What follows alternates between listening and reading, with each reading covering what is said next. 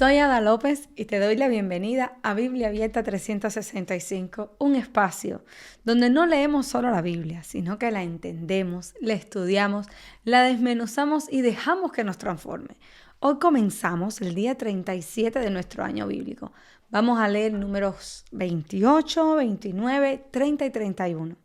Estos capítulos pueden parecer repetitivos o legales, sacrificios diarios, fiestas, votos, guerra, pero aquí hay algo profundo. Dios está organizando la adoración, la responsabilidad personal y la justicia en medio del pueblo. Aquí vemos el calendario sagrado funcionando, vemos la seriedad de la palabra dada y vemos cómo Dios trata con el pecado que intentó destruir a Israel.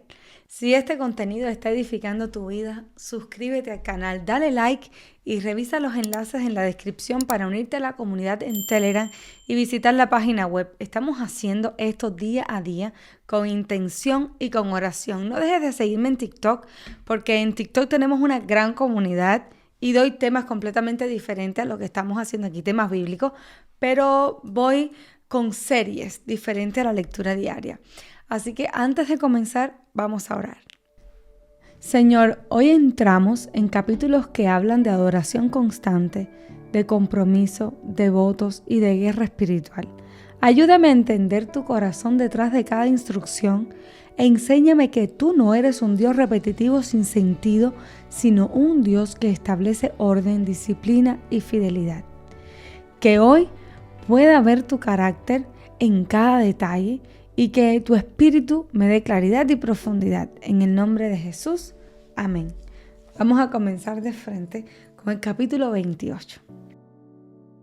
Habló Jehová a Moisés diciendo: manda a los hijos de Israel y diles: mi ofrenda, mi pan con mis ofrendas encendidas en olor grato a mí guardaréis, ofreciéndomelo a su tiempo. Y les dirás: esta es la ofrenda encendida que ofreceréis a Jehová. 2 corderos sin tacha de 1 año cada día será el holocausto continuo. Aquí Dios comienza diciendo algo muy importante: mi ofrenda, mi pan con mis ofrendas encendidas. Esto no significa que Dios coma como un ser humano, es un lenguaje simbólico. Pan aquí se refiere al alimento del altar, a lo que subía como aroma agradable. Dios está recordándole al pueblo que la adoración no nace de la iniciativa humana, sino de lo que Él mismo establece. Y observa algo clave: esto se ordena justo antes de entrar a la tierra prometida. Dios está diciendo: cuando entren, no se olviden del altar. La conquista nunca reemplaza la adoración. 1 cordero ofrecerás por la mañana y otro cordero ofrecerás a la caída de la tarde. Y la 10ª parte de 1 efa de flor de harina amasada con 1/4 de 1 hin de aceite de olivas machacadas en ofrenda. Es holocausto continuo que fue ordenado en el monte Sinaí para olor grato, ofrenda encendida a Jehová, y su libación, la 4ª parte de 1 hin con cada cordero. Derramarás libación de vino superior ante Jehová en el santuario, y ofrecerás el 2º cordero a la caída de la tarde, conforme a la ofrenda de la mañana, y conforme a su libación ofrecerás ofrenda encendida en olor grato a Jehová. Aquí vemos el sacrificio continuo. 2 corderos cada día, era algo continuo, cada día se hacía, uno por la mañana y otro al atardecer. En hebreo esto se llama tamid, que significa constante, permanente. No era algo ocasional, era diario. La vida del pueblo comenzaba mirando al altar y terminaba mirando al altar. Esto establecía un ritmo espiritual. Y hay un detalle precioso: siglos después, Jesús muere en el horario del sacrificio de la tarde. Nada de esto es casual. El sistema entero estaba apuntando a algo mayor. Mas el día de reposo, 2 corderos de 1 año sin defecto y 2 décimas de flor de harina amasada con aceite como ofrenda con su libación. Es el holocausto de cada día de reposo, además del holocausto continuo y su libación. Ahora aquí el sábado tiene sacrificios adicionales, no porque el sábado haya sido inventado en el desierto, sino porque desde Génesis 2, Dios lo bendijo y lo santificó. Aquí simplemente se integra oficialmente el sistema nacional. El sábado no era solo descanso físico, era una renovación del pacto. El sacrificio adicional mostraba que ese día tenía un peso espiritual especial.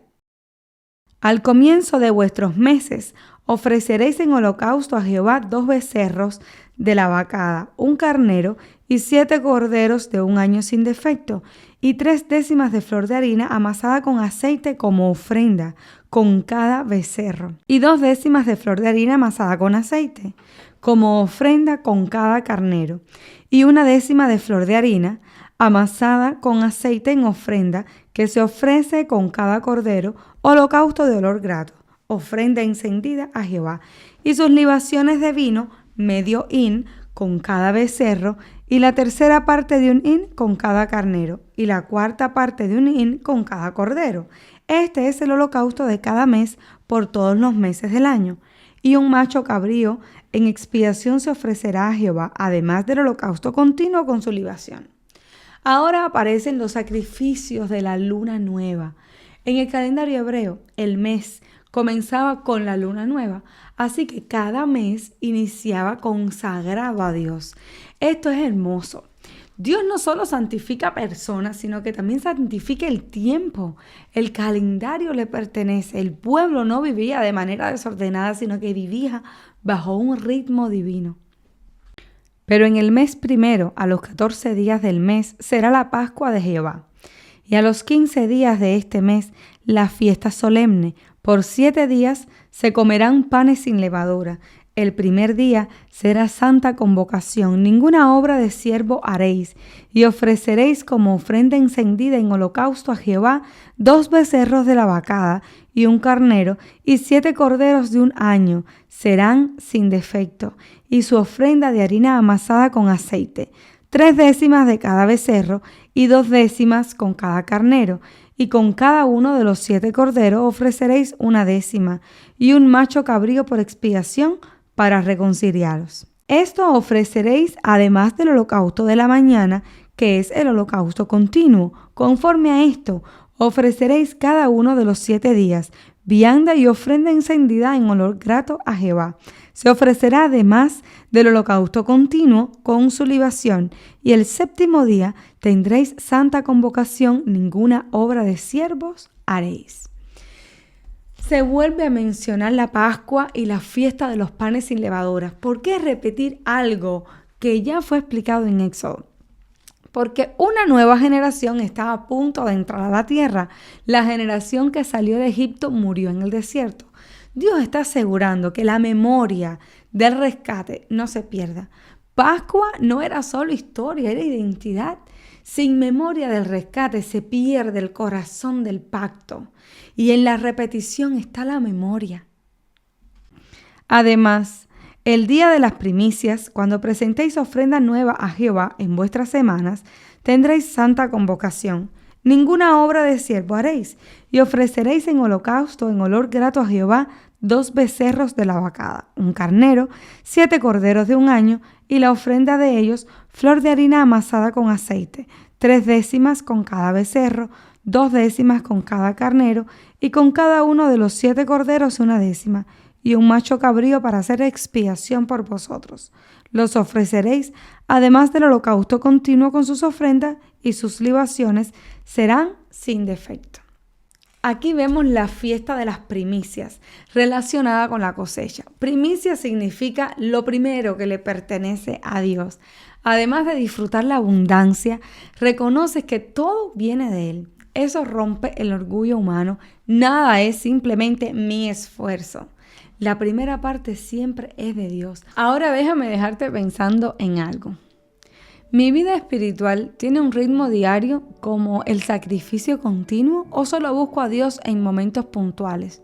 ¿He consagrado mi tiempo a Dios o solo le doy lo que me sobra? ¿Recuerdo constantemente de dónde Dios me sacó o la comodidad me ha hecho olvidar? ¿Le entrego a Dios mis primicias y mis obras? Este capítulo no es repetición vacía, es disciplina espiritual antes de la conquista y eso sigue siendo profundamente actual. Comenzamos con el capítulo 29. En el 7º mes, el 1 del mes, tendréis santa convocación. Ninguna obra de siervos haréis. Os será día de sonar las trompetas. Y ofreceréis holocausto en olor grato a Jehová. Un becerro de la vacada, un carnero, 7 corderos de un año sin defecto, y la ofrenda de ellos, de flor de harina amasada con aceite, 3 décimas de efa con cada becerro, 2 décimas con cada carnero, y con cada uno de los 7 corderos 1 décima, y un macho cabrío por expiación, para reconciliarlos, además del holocausto del mes y su ofrenda, y el holocausto continuo y su ofrenda y sus libaciones conforme a su ley, como ofrenda encendida a Jehová en olor grato. Aquí entramos en el mes 7º del calendario hebreo, el mes de Tisri. Este es proféticamente intenso. Comienza con la fiesta de las trompetas. Las trompetas en Israel no eran instrumentos musicales solamente, eran llamados. Llamaban a reunión, a guerra, a alerta espiritual. Esta fiesta marcaba el inicio de un período solemne que culmina con el día de la expiación. No era celebración superficial, era despertar espiritual. Muchos ven aquí una sombra profética. Las trompetas apuntan al llamado final de Dios, a la reunión de su pueblo. No es casualidad que en el Nuevo Testamento la segunda venida esté asociada con sonidos de trompetas. En el 10 de este mes 7º tendréis santa convocación y afligiréis vuestras almas. Ninguna obra haréis, y ofreceréis en holocausto a Jehová en olor grato. Un becerro de la vacada, un carnero y 7 corderos de un año serán sin defecto. Y sus ofrendas, flor de harina amasada con aceite, 3 décimas de efa con un becerro, 2 décimas con cada carnero. Y con cada uno de los 7 corderos, 1 décima.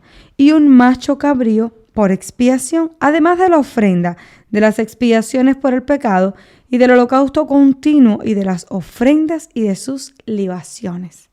Aquí aparece el día de la expiación, Yom Kippur. Este era el día más solemne del año. El pueblo debía afligir su alma. No era tristeza emocional, era examen profundo del corazón. Era el único día en el que el sumo sacerdote entraba en el lugar santísimo con sangre. Esto apuntaba directamente a Cristo. Hebreos lo explica con claridad. Jesús entró una vez y para siempre con su propia sangre. El sistema levítico era una sombra. Cristo es la realidad. Este día hablaba de una limpieza definitiva que solo fue posible con la sangre de Cristo. Y como nota curiosa, quiero decirles que este año, 2026, el Yom Kippur cae a la puesta de sol del 20 de septiembre hasta puesta de sol del 21 de septiembre. Es un día donde el pueblo judío va al muro de los lamentos, hace ayuno, oración constante, 25 horas de ayuno. No toman agua, muchos de ellos, no comen nada, se lamentan, no se bañan, no se echan perfume, no se visten. O sea, no hacen cosas cotidianas de presumir, de perfumarse, de maquillarse. Es un día de puro lamento, pura oración. Ellos piensan y tienen como cultura de que ese día es un día especial para el Señor y que aunque todos los días ellos van a su sinagoga, hacen sus actividades cada sábado, ellos creen que este día es un día especial y que el perdón de Dios es aún más misericordioso. Como cristianos, pudiéramos asumir la fecha como un recordatorio del sacrificio de Cristo que quitó nuestro pecado y que es nuestro sumo sacerdote que intercede por nosotros. Creo que es un buen momento para unirnos en conmemoración de lo que sucedía y de lo que hizo Cristo por nosotros y orar, ayunar y tener un tiempo en comunión con el Señor. También a los 15 días del mes 7º tendréis santa convocación. Ninguna obra de siervo haréis y celebraréis fiesta solemne a Jehová por 7 días. Y ofreceréis en holocausto una ofrenda encendida a Jehová en olor grato, 13 becerros de la vacada, 2 carneros y 14 corderos de un año. Han de ser sin defecto. Y las ofrendas de ellos, de flor de harina amasada con aceite, 3 décimas de efa, con cada uno de los 13 becerros, 2 décimas con cada uno de los 2 carneros, y con cada uno de los 14 becerros 1 décima, un macho cabrío por expiación, además del holocausto continuo, su ofrenda y su libación. El 7º día 2 becerros de la vacada, 2 carneros, 14 corderos de un año sin defecto, y sus ofrendas y sus libaciones con los becerros, con los carneros y con los corderos según el número de ellos conforme a la ley. Y un macho cabrío por expiación, además del holocausto continuo, su ofrenda y su libación. El día tercero, 11 becerros, 2 carneros, 14 corderos de un año sin defecto, y sus ofrendas y sus libaciones con los becerros, con los carneros, con los corderos, según el número de ellos, conforme a la ley, y un macho cabrío por expiación, además del holocausto continuo y su ofrenda y su libación. El cuarto día, 10 becerros, 2 carneros, 14 corderos de un año sin defecto, sus ofrendas y sus libaciones con los becerros, con los carneros y con los corderos según el número de ellos conforme a la ley, y un macho cabrío por expiación, además del holocausto continuo, su ofrenda y su libación. El quinto día, 9 becerros, 2 carneros, 14 corderos de un año sin defecto, y sus ofrendas y sus libaciones con los becerros, con los carneros, con los corderos según el número de ellos, conforme a la ley, y un macho cabrío por expiación, además del holocausto continuo, su ofrenda y sus libaciones. El sexto día, 8 becerros, 2 carneros, 14 corderos de un año sin defecto, y sus ofrendas y sus libaciones con sus becerros, con los carneros y con los corderos según el número de ellos conforme a la ley, y un macho cabrío por expiación, además del holocausto continuo, su ofrenda y su libación. El séptimo día, 7 becerros, 2 carneros, 14 corderos de un año sin defectos, y sus ofrendas y sus libaciones con los becerros, con los carneros y con los corderos según el número de ellos conforme a la ley, y un macho cabrío por expiación, además del holocausto continuo y su ofrenda y su libación. El octavo día tendréis solemnidad, ninguna obra de siervos haréis, y ofreceréis en holocausto, en ofrenda encendida de olor grato a Jehová, un becerro, un carnero, 7 corderos de un año sin defecto, sus ofrendas y sus libaciones con el becerro, con el carnero y con los corderos, según el número de ellos, conforme a la ley, y un macho cabrío por expiación, además del holocausto continuo, con su ofrenda y sus libaciones. Estas cosas ofreceréis a Jehová en vuestras fiestas solemnes, además de vuestros votos, de vuestras ofrendas voluntarias, de vuestros holocaustos, para vuestras ofrendas y para vuestras libaciones y para vuestras ofrendas de paz. Y Moisés dijo a los hijos de Israel, conforme a todo lo que Jehová le había mandado. Ahora en esta sección, de los versículos 12 al versículo 40, entramos en la fiesta de los tabernáculos, Sukkot. Era una fiesta de alegría, pero con memoria histórica. El pueblo debía habitar en cabañas temporales para recordar que vivieron en el desierto dependiendo completamente de Dios. Es interesante que durante 7 días se ofrecían sacrificios abundantes en cantidades descendentes. Algunos comentaristas judíos interpretan que los 70 becerros ofrecidos durante la fiesta representaban simbólicamente a las 70 naciones del mundo como una interpretación universal. Esta fiesta no solo miraba al pasado, sino que también miraba al futuro. Tabernáculos apunta al tiempo en que Dios habitará con su pueblo definitivamente. Apocalipsis retoma esta imagen cuando dice que el tabernáculo de Dios estará con los hombres. Y hay algo poderoso aquí. El mes séptimo contiene trompetas, expiación y tabernáculos. Muchos intérpretes cristianos ven en estas 3 fiestas un patrón profético aún pendiente de cumplimiento total. Miren qué interesante. La fiesta de Pascuas se cumplió en la cruz. Primicias en la resurrección de Cristo. Pentecostés en el derramamiento del Espíritu. Pero trompetas, expiación o Yom Kippur y tabernáculos o Sukkot mira hacia el cierre de la historia redentora. Trompetas a la venida de Cristo. Expiación o Yom Kippur o juicio. Y los tabernáculos cuando habitemos con Dios, con Jesús como nuestro Rey. No es un calendario muerto. Es un mapa espiritual.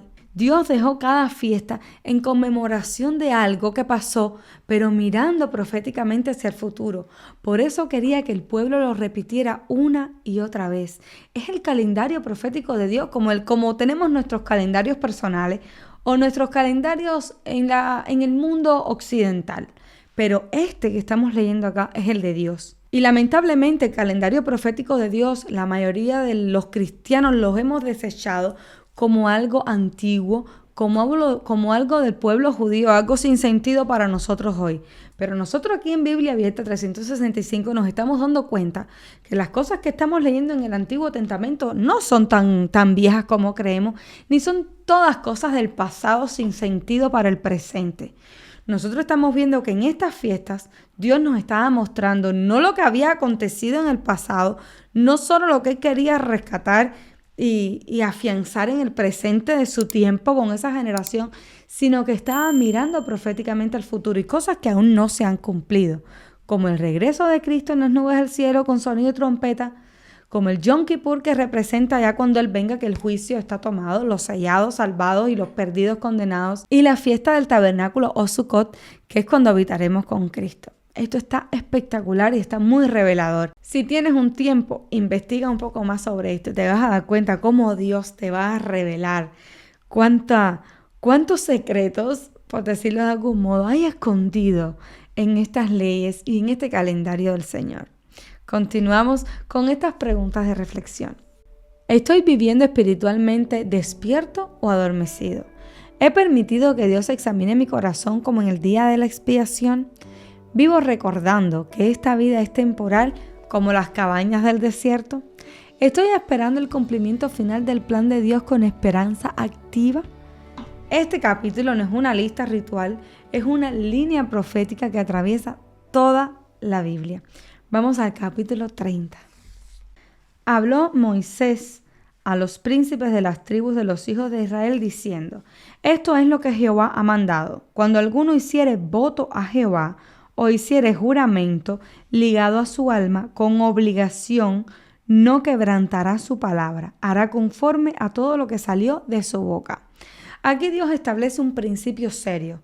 Cuando alguien hace un voto a Jehová, no debe quebrantar su palabra, debe cumplir todo lo que salió de su boca.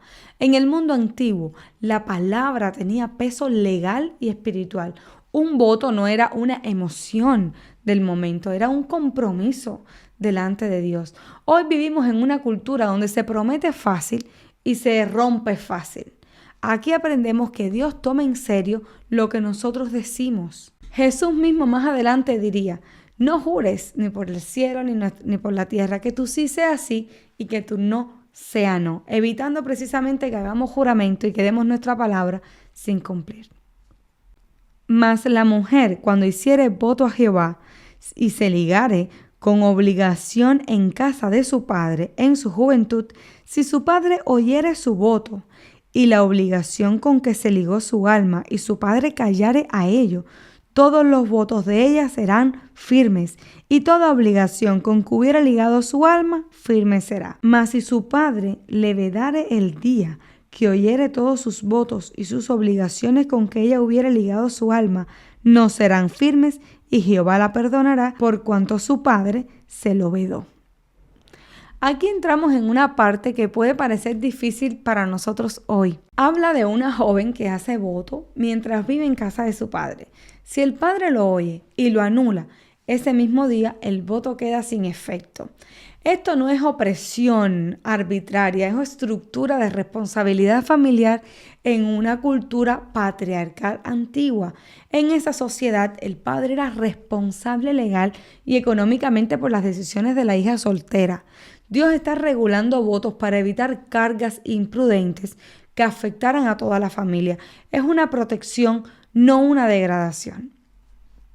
Pero si fuere casada e hiciere votos o pronunciare de sus labios cosa con que obligue su alma y su marido lo oyere y cuando lo oye callaren a ello, los votos de ella serán firmes y la obligación con que ligó su alma firme será. Pero si cuando su marido lo oyó le vedó, entonces el voto que ella hizo y lo que pronunció de sus labios con que ligó su alma será nulo y Jehová la perdonará. Ahora se habla de la mujer casada. Si hace voto y el esposo lo oye y no dice nada, el voto queda firme. Pero si el esposo lo anula ese mismo día, no obliga a la familia. Nuevamente vemos el principio de responsabilidad compartida. En esa cultura, el voto podía implicar recursos económicos, tiempo, bienes. No era algo individualista como hoy. Dios está legislando dentro del contexto real de esa época. No podían hacer votos sin hablarlo en familia. Es como no tomar decisiones sin antes comunicárselo al esposo y ponerse de acuerdo. Porque si la esposa hace un voto en el que le va a pagar a Jehová algo grande, le va a dar una ofrenda X en un momento determinado, la familia tenía que cumplirlo, porque acuérdense lo que dicen los primeros versículos. Si haces voto, tienes que cumplir a Jehová. Entonces, lo que yo veo aquí, lo que me muestra esto, es que había que tener un consenso. Una hija soltera que vive en casa de un padre no puede hacer un voto sin contarle a su padre que va a hacer un voto y ponerse de acuerdo. Y una mujer casada tampoco puede hacer un voto sin hablar con su marido y ponerse de acuerdo en el voto. Recuerden que por lo general estas mujeres no trabajaban, no llevaban sustentos a su casa, sino que se dedicaban a la crianza de los hijos, al mantenimiento del hogar. El hombre por lo general era el que sustentaba la casa, la familia. Entonces había que contar con él para hacer un voto, porque estos votos se pagaban. Yo lo veo bastante natural y bastante entendible de que tenemos que platicar las cosas antes de tomar decisiones tan importantes como un voto a Dios. Pero todo voto de viuda o repudiada con que ligare su alma será firme. Miren qué interesante. La mujer viuda o divorciada, en cambio, responde directamente por su voto. Aquí vemos algo importante. Cuando la mujer no está bajo la cobertura legal de un padre o de un esposo, ella responde plenamente por sí misma. Esto muestra que el sistema no trataba a la mujer como incapaz, sino que regulaba responsabilidades según la estructura familiar. Si eras hija, tenías un padre, y si eras casada, pues tenías un esposo. Había que hablar en familia las cosas. Continuamos. Y si hubiera hecho voto en casa de su marido y hubiera ligado su alma con obligación de juramento, si su marido oyó y cayó a ello y no le vedó, entonces todos sus votos serán firmes y toda obligación con que hubiera ligado su alma firme será. Mas si su marido los anuló el día que los oyó, todo lo que salió de sus labios cuanto a sus votos y cuanto a la obligación de su alma será nulo. Todo voto y todo juramento obligándose a afligir el alma, su marido lo confirmará o su marido lo anulará. Pero si su marido callare en ello de día en día, entonces confirmó todos sus votos y todas las obligaciones que están sobre ella, los confirmó por cuanto cayó en ello el día que lo oyó. Mas si los anulare después de haberlos oído, entonces él llevará el pecado de ella. Aquí se refuerza el mismo principio. Si el esposo guarda silencio, confirma el voto. Si lo anula en el momento, queda anulado. Pero si después de haberlo confirmado intenta invalidarlo, él cargará con la culpa. Esto es interesante. La autoridad no era arbitraria ni caprichosa. También tenía límites. No podía jugar con la palabra dada. Ahora, ¿qué aprendemos de todo esto hoy? No estamos bajo la legislación civil de Israel, pero el principio espiritual permanece. Dios toma en serio nuestras palabras. El voto era algo voluntario, no era obligatorio a prometer, pero si tú prometías debías cumplir. Esto nos confronta cuántas veces prometimos cosas a Dios en momentos de emoción. Cuántas veces decimos, Señor, si tú haces esto o aquello, yo haré tal cosa. Dios no está buscando promesas impulsivas, está buscando fidelidad constante. Estas son las ordenanzas que Jehová mandó a Moisés entre el varón y su mujer y entre el padre y su hija, durante su juventud en casa de su padre. Interesante lo que hemos leído en este capítulo 30. Vamos a concluir este capítulo con estas preguntas de reflexión. ¿Soy una persona que cumple lo que promete? ¿Hablo delante de Dios con ligereza o con reverencia? ¿He hecho compromisos espirituales que no he tomado en serio?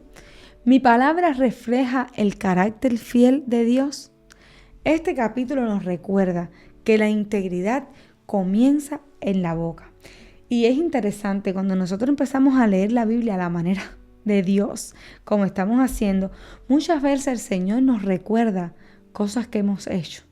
Y ese es el momento de arrepentirnos, de regresar al camino, de regresar a la senda. Así que si en este momento Dios te está recordando cosas que le prometiste que no cumpliste, no te sientas mal. Tómate un momento en silencio, ora al Señor, pide perdón. Si puedes cumplirlo aún, pues adelante, cúmplelo. Si ya pasó el momento, si ya la oportunidad se perdió, si ya no tienes las mismas circunstancias que en el momento que prometiste las cosas, pues tenemos acceso al Señor mediante la sangre de Cristo. Así que ora y pidamos perdón por los votos no cumplidos y por las promesas hechas a ligereza. Continuamos con el último capítulo de este día, el capítulo 31. Este capítulo 31 es un capítulo fuerte y hay que explicarlo con calma porque aquí hay guerra, hay juicio, hay decisiones que a primera vista sé que van a chocar mucho con nosotros hoy. Así que vamos a comenzar. Jehová mandó a Moisés diciendo: haz la venganza. ¿Recuerdan al número 25? Haz la venganza de los hijos de Israel contra los madianitas. Después serás recogido a tu pueblo. Fíjense, este será el último acto de liderazgo de Moisés. Después de esto morirá. Miren qué interesante. Entonces Moisés habló al pueblo diciendo: armaos algunos de vosotros para la guerra, y vayan contra Madián, y hagan la venganza de Jehová en Madián. 1000 de cada tribu de todas las tribus de los hijos de Israel enviaréis a la guerra. Así fueron dados de los millares de Israel, 1000 por cada tribu, 12,000 en pie de guerra. Y Moisés los envió a la guerra, 1000 de cada tribu envió, y Finés, hijo del sacerdote Eleazar, fue a la guerra con los vasos del santuario y con las trompetas en su mano para tocar. O sea, no es una guerra meramente militar, sino es una acción con propósito espiritual. Aquí Dios le ordena a Moisés ejecutar juicio contra los madianitas. Esto no es una guerra expansionista, fíjense, no es ambición territorial, es un juicio específico. ¿Por qué? Porque en el capítulo 25 fueron los madianitas quienes sedujeron a Israel hacia Baal Peor, provocando la idolatría y la inmoralidad que trajo plagas sobre el pueblo y murieron miles de israelitas. No fue un ataque sin causa, fue una consecuencia espiritual. Y nota algo, Dios le dice a Moisés que después de esto será reunido a su pueblo. Esta es su última misión. Moisés termina su liderazgo ejecutando justicia. Y pelearon contra Madián, como Jehová lo mandó a Moisés, y mataron a todo varón. Mataron también entre los muertos de ellos a los reyes de Madián, Evi, Rekem, Sur, Ur y Reba. 5 reyes de Madián. También a Balaam, hijo de Beor, mataron a espada. ¿Se acuerdan de Balaam, el profeta que quiso ir por ambición? Parece que pues precisamente lo honraron a pesar de que no pudo maldecir a Israel porque estaba en Madián. Tal vez estaba hasta en el mismo palacio, no sabemos bien, pero murió en esa justicia. Y los hijos de Israel llevaron cautivos a las mujeres de los madianitas, a sus hijos, a sus niños y todas sus bestias y todo su ganado, y arrebataron todos sus bienes, e incendiaron todas sus ciudades, aldeas y habitaciones, y tomaron todo el despojo y todo el botín, así de hombres como de bestias, y trajeron a Moisés y al sacerdote Eleazar y a la congregación de los hijos de Israel los cautivos y el botín y los despojos al campamento en los llanos de Moab que están junto al Jordán frente a Jericó. Israel vence con solo 1000 hombres por tribu, 12,000 hombres. Bueno, me imagino que 11,000 porque la tribu de Leví, que es la tribu número 12, pues no iban a la guerra. Bueno, esto muestra que la victoria no dependía del número, sino de obediencia. Sin embargo, aquí viene un detalle incómodo. Toman a las mujeres y a los niños cautivos y eso nos confronta a nosotros hoy. No podemos leer esto con mentalidad moderna, sin entender que estamos ante un juicio divino con un contexto teocrático único. No es una norma universal para todas las épocas. Es un acto judicial específico en la historia redentora y en un momento cultural donde las conquistas traían consigo devastaciones, saqueos, tomar a las mujeres como esclavas, a los hijos como esclavos. Era parte de la cultura, de lo que se practicaba en ese momento. Y salieron Moisés y el sacerdote Eleazar y todos los príncipes de la congregación a recibirlos fuera del campamento. Y se enojó Moisés contra los capitanes del ejército, contra los jefes de millares y de centenas que volvían de la guerra. Y les dijo Moisés: ¿por qué habéis dejado con vida a todas las mujeres? He aquí, por consejo de Balaam, ellas fueron causa de que los hijos de Israel prevaricasen contra Jehová en lo tocante a Baal peor, por lo que hubo mortandad en la congregación de Jehová. Matad pues ahora a todos los varones de entre los niños, matad también a toda mujer que haya conocido varón carnalmente. Pero todas las niñas entre las mujeres que no hayan conocido varón, las dejaréis con vida. Moisés se enoja porque dejaron con vida a las mujeres que habían seducido al pueblo. Esto es fuerte, muy fuerte. Aquí debemos entender que en el mundo antiguo las alianzas religiosas eran existenciales.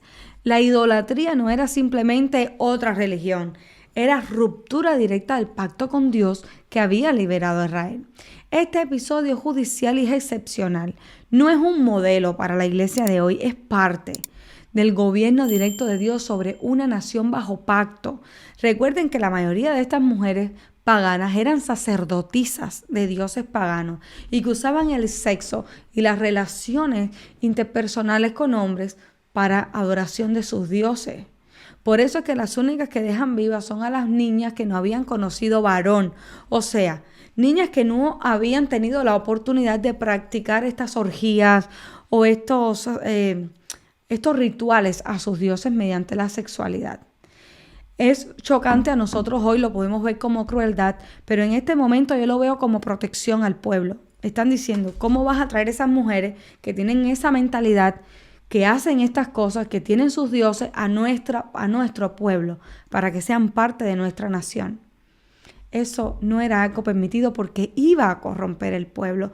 Y es lo que Dios todo el tiempo que hemos estado leyendo y que veremos a continuación, trata de que no suceda.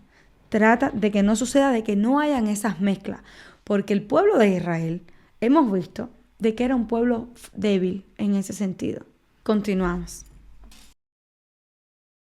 Y vosotros, cualquiera que haya dado muerte a persona y cualquiera que haya tocado muerto, permaneced fuera del campamento 7 días, y os purificaréis al tercer día y al séptimo vosotros y vuestros cautivos.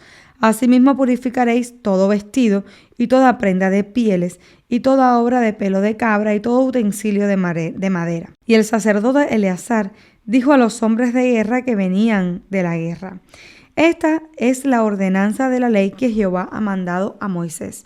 Ciertamente el oro y la plata, el bronce, hierro, estaño y plomo, todo lo que resiste el fuego, por fuego lo haréis pasar, y será limpio. Bien que en las aguas de purificación habrá de purificarse, y haréis pasar por agua todo lo que no resiste el fuego. Además lavaréis vuestros vestidos el séptimo día, y así seréis limpios, y después entraréis en el campamento. Aquí vemos algo interesante. Aún después de la guerra hay proceso de purificación. Los soldados deben pasar por rituales de limpieza. Esto enseña algo profundo. Incluso cuando la guerra es ordenada por Dios, el contacto con la muerte produce impureza ritual. Dios no glorifica la violencia, la regula y la purifica. Y Jehová habló a Moisés diciendo: toma la cuenta del botín que se ha hecho, así de las personas como de las bestias, tú y el sacerdote Eleazar y los jefes de los padres de la congregación, y partirás por la mitad el botín entre los que pelearon, los que salieron a la guerra y toda la congregación. Y apartarás para Jehová el tributo de los hombres de guerra que salieron a la guerra, de 501, así de las personas como de los bueyes, de los asnos y de las ovejas. De la mitad de ellos tomarás y darás al sacerdote Eleazar ofrenda de Jehová, y de la mitad perteneciente a los hijos de Israel tomarás uno de cada 50 de las personas, de los bueyes, de los asnos, de las ovejas y de todo animal, y los darás a los levitas que tienen la guarda del tabernáculo de Jehová. E hicieron Moisés y el sacerdote Eleazar como Jehová mandó a Moisés. Y fue el botín, el resto del botín que tomaron los hombres de la guerra, 655,000 ovejas, 72,000 bueyes, 71,000 asnos. En cuanto a personas, de mujeres que no habían conocido varón, eran por todas 32,000. Y la mitad, la parte de los que habían salido a la guerra, fue el número de 336,500 ovejas. Y el tributo de las ovejas para Jehová fue de 675. De los bueyes, 36,000. Y de los tributos para Jehová, 72. De los asnos, 30,500, y de ellos el tributo para Jehová, 71. Y de las personas, 16,000, y de ellas el tributo para Jehová, 32 personas. Y dio Moisés el tributo para ofrenda elevada a Jehová al sacerdote Eleazar, como ofrenda le mandó a Moisés. Y de la mitad para los hijos de Israel que apartó Moisés de los hombres que habían ido a la guerra, la mitad para la congregación fue de las ovejas 337,500, de los bueyes 36,000, de los asnos 30,500 y de las personas 16,000.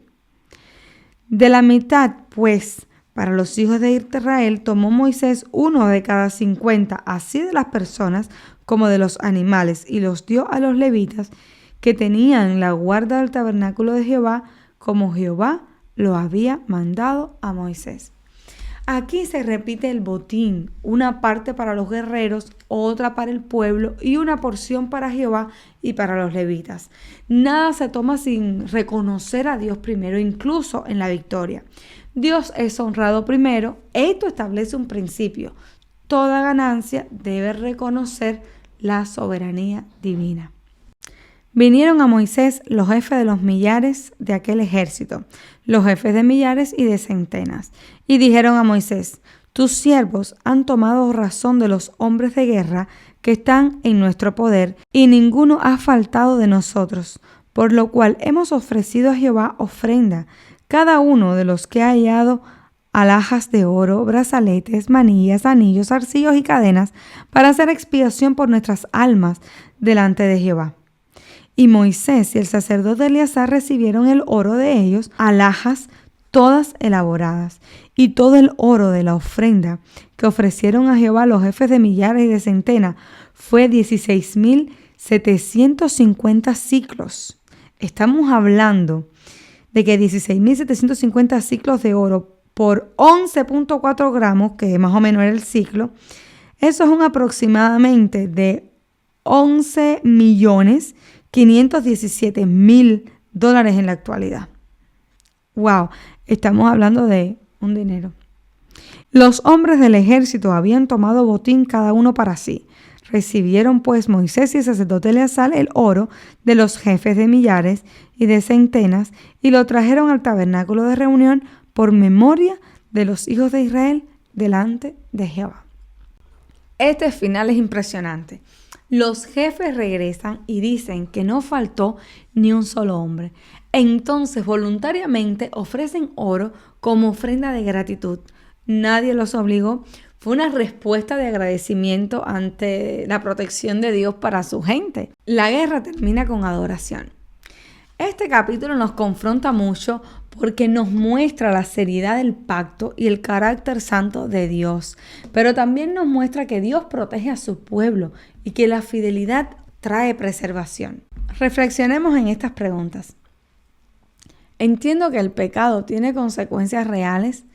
¿Confundo la paciencia de Dios con indiferencia? ¿Reconozco a Dios primero cuando tengo victoria?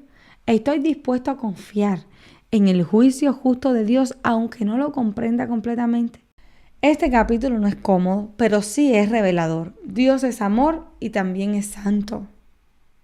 Hoy terminamos un día intenso, leímos números del 28 al 31, vimos el calendario de adoración constante, vimos las fiestas del Señor recordándonos que el tiempo le pertenece a Dios, vimos la seriedad de los votos de la palabra dada y vimos un capítulo fuerte donde entendemos que el pecado no es algo ligero y que Dios no es indiferente ante lo que destruye a su pueblo. Este día nos enseñó algo claro. Dios es ordenado, Dios es santo y Dios es fiel. La adoración no es emoción del momento, es disciplina diaria. La palabra no es algo liviano, es un compromiso. Y el pecado no es pequeño, tiene consecuencias reales.